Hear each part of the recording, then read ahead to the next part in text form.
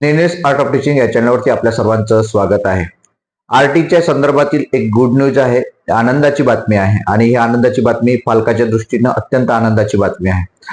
कालच एक निर्णय नागपूर येथील हायकोर्टाने दिलेला आहे आणि हायकोर्टाने हा जो निर्णय दिलेला आहे हा निर्णय आरटीच्या संदर्भातील आहे. राईट टू एज्युकेशन 2009 जो ऍक्ट आहे आणि 1ली ते 8वी करिता ज्या आपल्या विद्यार्थ्यांना वेगवेगळ्या प्रवर्गातील जे विद्यार्थी आहेत त्या सर्व विद्यार्थ्यांकरता 25% ज्या जागा आहेत त्या राखीव, त्या कॉन्व्हेंट असतील, सीबीएसई शाळा असतील किंवा वेगवेगळ्या शाळा ज्या असेल त्या शाळांमध्ये राखीव ठेवल्या जात होत्या आणि याकरिता अर्ज प्रक्रिया करायची होती.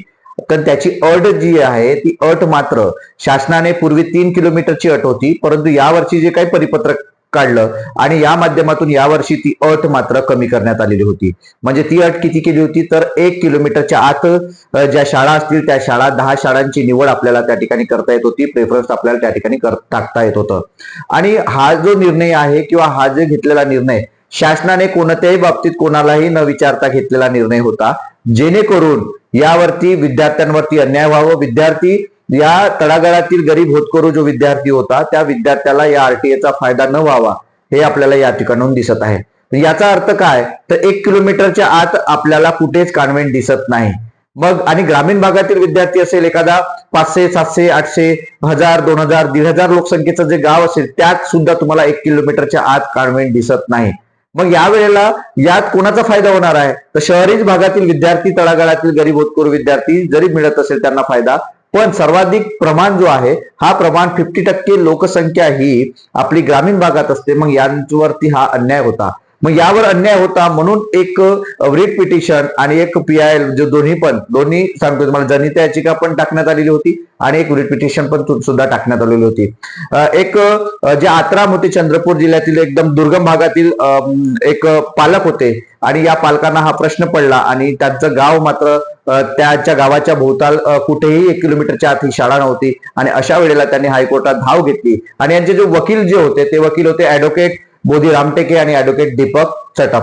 हे दोन्ही वकील जे होते हे वकील नामवंत वकील आहेत ज्या माध्यमातून ही केस लढवण्यात आलेली होती आणि हे सुद्धा महत्वाचं होतं की ज्या माध्यमातून काय करण्यात आली, स्थगिती मिळण्यात आली. दुसरी जी एक सिमिलर केस जी होती ती सुद्धा नागपूर हायकोर्टामध्येच टाकण्यात आलेली होती. या दोन्ही केसचा मुद्दा तोच होता, 1 किलोमीटरची अट रद्द करण्यात यावी. तर याचे वकील सुद्धा याचे याचिकाकर्ते जे होते ते अनिकेत कुत्तरमारे होते, जे नागपूर येथील हे सामाजिक कार्यकर्ते आहेत. सोबतच आशिष भाऊ फुलझले HRPF चे मानवाधिकार संरक्षण मंच जे सचिव आहे, तर यांच्या माध्यमातून सुद्धा पुन्हा एक याचिका ही हायकोर्टात गेलेली होती. अशा दोन्ही ज्या याचिका होत्या, या दोन्ही एक रिट पिटिशन आणि एक जनहित याचिका, या दोन्ही केसेसचा अर्थ सुनावणी ज्या वेळेला करण्यात आलं आणि यात युक्तिवाद जेव्हा करण्यात आला काल, तर त्यावेळेला जेव्हा माननीय न्यायालयाला जेव्हा यांनी पटवून दिलं की ही जी अन्यायकारक अट आहे यामुळे कितीतरी विद्यार्थी ही या शिक्षणापासून वंचित राहतील आणि या आरटीचा काहीच फायदा होणार नाही. त्यामुळं आणि जे पूर्वीची जी अट होती ती कशी काय कमी केली किंवा कमी का करण्यात आली याच्या मागचे उत्तर शासनाला मागितले, पण शासनाला ते उत्तर काही देता आले नाही. आणि या वेळेला मात्र ही ही अट आहे ही अट एक जे वकील आहेत नागपूरच्या हायकोर्टाचे जे वकील आहेत पायल गायकवाड म्हणून, सोबतच जे चंद्रपूरचे जे ज्यांनी रिट पिटिशन टाकलेलं होतं यांचे जे वकील होते बोधी आणि दीपक, तर यांच्या माध्यमातून आणि पायल गायकवाड माध्यम यांच्यातून ह्या दोन्ही केसच्या माध्यमातून ही स्थगिती मिळालेली आहे.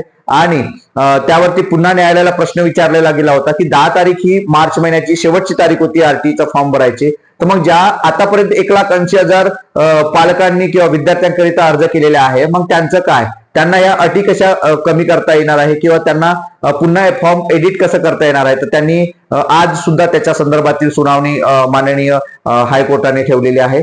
तर त्यामध्ये नेमकं आज काय उत्तर देतं, कारण त्यात जे शासनाचे जे वकील होते त्यांनी सांगितले की आम्हाला पुन्हा याच्यावरती वेळ घ्यावा लागेल आणि यात आम्हाला उद्यापर्यंत मुदत द्या, म्हणजे आम्ही उद्या त्याचा युक्तिवाद आम्ही सुचवू किंवा आम्ही त्याच्याबद्दलचं शासनाला विचारून या सर्व गोष्टी करू असं त्या ठिकाणी सांगितलेलं होतं. तर पालकांना मी सांगू इच्छितो की हे जे काही अपडेट आहे या अपडेटवरून आपल्याला असं दिसतंय की जे फॉर्म आतापर्यंत 1,80,000 विद्यार्थ्यांनी किंवा पालकांनी भरलेले आहे, तर या फॉर्म मध्ये आपल्याला सर्वांना एडिट करता येणार आहे.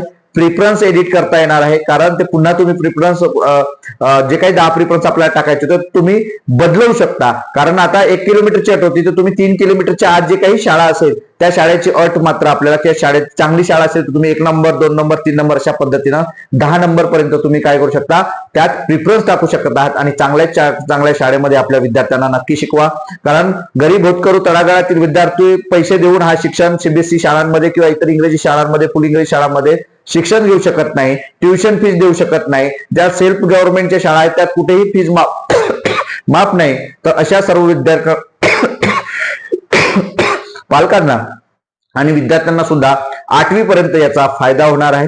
या वकील जे काही आहेत, या सर्व वकिलांच्या आणि याचिकाकर्ते जे आहेत, आताराम असतील किंवा आशिष भाऊ फुलझले असेल, अनिकेत भाऊ कुत्तरमारे असेल, पायल गायकवाड मॅडम असेल किंवा ॲडव्होकेट दीपक असेल किंवा ॲडव्होकेट बोधी असेल, या सर्वांचं खूप खूप अभिनंदन करतो आहे की आपण शासनाला जबाब विचारून शासनाला स्वतःची त्या ठिकाणी जागा दाखवून दिलेली आहे की आपण किती अन्यायकारक धोरणं राबवतात, की प्रत्येक बाबतीत ग्रामीण भागातील विद्यार्थ्यांना असो की पालकांना असो, या छोट्या मोठ्या गोष्टीसाठी एका चुकीमुळं हायकोर्टात जावं लागतं आणि त्या माध्यमातून पैसे कुठेतरी खर्च करावं लागतं. परंतु याचा फायदा मात्र महाराष्ट्रातील संपूर्ण आरटीईच्या माध्यमातून ज्यांनी प्रवेश घेतला होता किंवा आरटीईच्या माध्यमातून जे प्रवेश घेणार आहेत किंवा आरटीईच्या माध्यमातून ज्यांनी अप्लिकेशन केलेलं आहे, अशा 1,80,000 पालकांना सुद्धा त्याची काय होणार आहे, फायदा झालेला आहे. तर अजून एडिट करता येणार आहे, त्यामुळे अजूनपर्यंत ज्यांनी अर्ज केलेले नसेल त्याची डेट सुद्धा वाढवली जाणार आहे. इथून पुन्हा 20 ते 30 दिवस वेळ आपल्याला पुन्हा मिळणार आहे. त्यामुळं आपण जर अजून कुणी अर्ज केलेला नसेल किंवा तुम्हाला अजून काही याच्याबद्दलची माहिती पाहिजे असेल तर नक्कीच डिस्क्रिप्शन बॉक्समध्ये असणारे जे काही लिंक्स आहेत त्या लिंकमध्ये जॉईन व्हा